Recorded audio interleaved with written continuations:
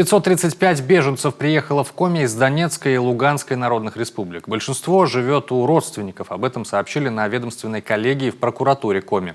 Прокурор республики отдельно поблагодарил Владимира Уйба за организацию поездки в Сыктывкар детей из города Ровеньки. Николай Егоров призвал своих коллег оказывать на местах всевозможную помощь и поддержку беженцам.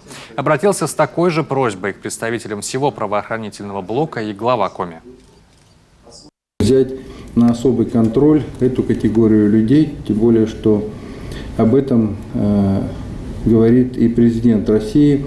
Люди, вынужденно покинувшие свои дома, не всегда имеют с собой документы, необходимые для получения материальной помощи, медицинского обеспечения, для устройства детей в школы, детские сады.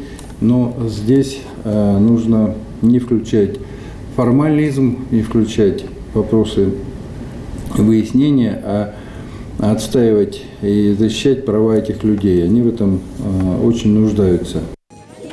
Глава Коми Владимир Уйба отметил, что группа детей из подшефного города Ровеньки уже в августе поедет в детский центр «Черноморская зорька». Санаторий, принадлежащий республике, недавно перевели на круглогодичный режим работы.